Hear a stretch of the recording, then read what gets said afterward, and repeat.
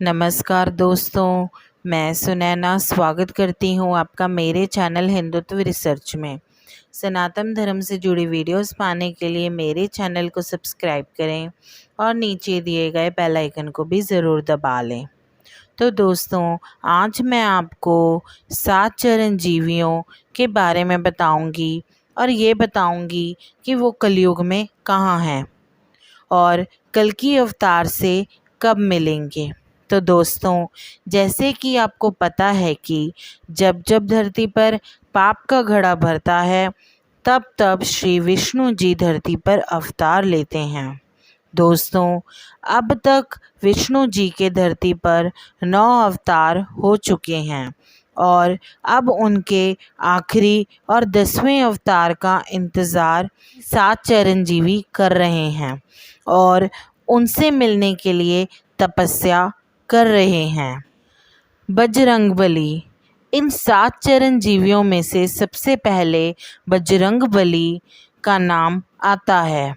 माता सीता ने बजरंगबली को चिरंजीवी होने का वरदान दिया था और भगवान श्री राम जी ने उन्हें कलयुग के अंत तक धर्म और राम कथा का प्रचार करने की आज्ञा दी थी।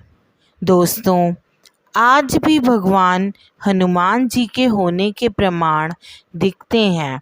कहा यह भी जाता है कि हर 41 सालों में बजरंगबली श्रीलंका में मातंग कबीले में ब्रह्म ज्ञान देने आते हैं।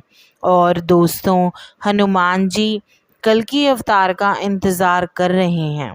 वह कलयुग के अंत में कल्कि अवतार के रूप में एक बार फिर से श्री राम जी के दर्शन करेंगे और फिर श्री राम जी द्वारा दिए गए वचनों का कार्यकाल भी समाप्त हो जाएगा। अगले चिरंजीवी जो हैं वो हैं परशुराम। दोस्तों, परशुराम जी भगवान विष्णु के छठे अवतार हैं। चिरंजीवी के होने के चलते उनके प्रमाण महाभारत काल में भी दिखे थे। पुराणों के मुताबिक भगवान कल्कि के गुरु परशुराम ही होंगे। महाभारत काल में भी उनका निवास महेंद्रगिरी पर्वत पर था और कलयुग में भी उनका निवास वहीं है। अगले महापुरुष चिरंजीवी हैं राजा बलि, जो श्री हरि भक्त प्रहलाद के वंशज थे।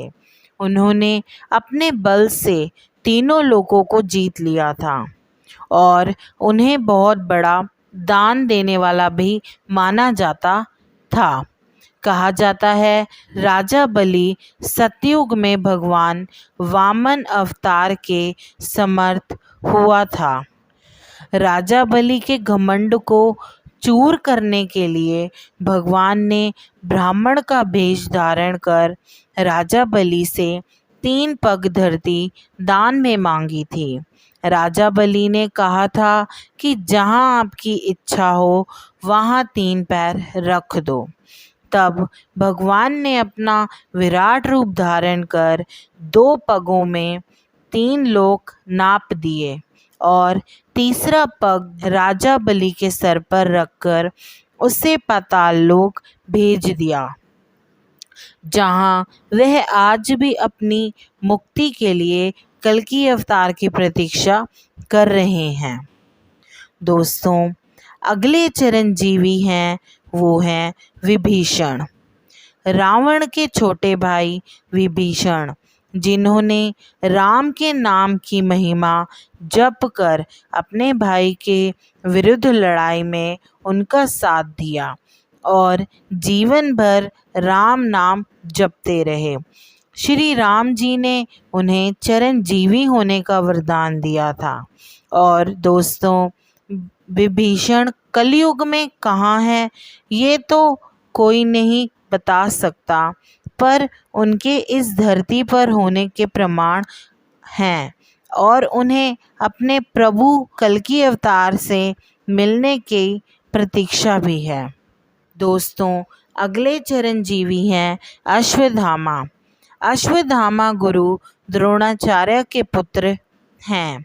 अश्वत्थामा के माथे पर अमर मणि है और इसीलिए वह अमर है।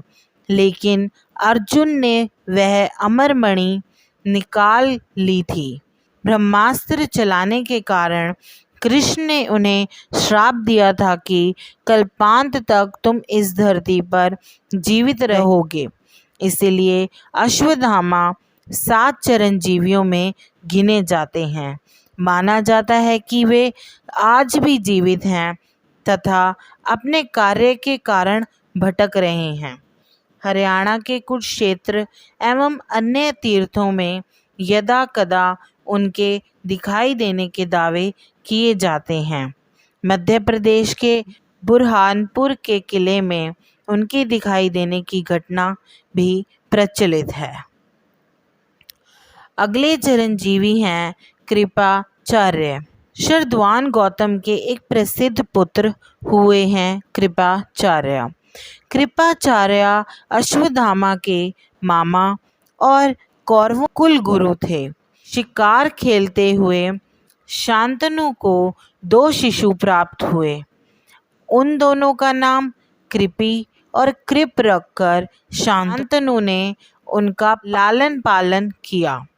महाभारत युद्ध में कृपाचार्य कौरवों की ओर से सक्रिय थे। आखिरी और 7वें चिरंजीवी हैं वो हैं श्री वेद व्यास। महाभारतकार व्यास श्री ऋषि पराशर एवं सत्यवती के पुत्र थे।